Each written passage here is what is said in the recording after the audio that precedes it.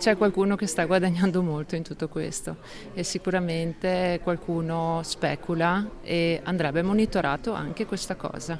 Di fronte all'escalation dei prezzi, energia su tutto, quella degli industriali più che un'ipotesi è una mezza certezza. Anche per questo si chiede al governo di essere più incisivi. In ballo c'è la ripresa conquistata a fatica nel corso del 2021. Sicuramente non si rispetteranno i pronostici che si erano fatti l'anno scorso, dove dopo il Covid si è visto un rimbalzo dell'economia proprio positiva ed era da anni che non si vedeva questo nel nostro paese ed è un peccato.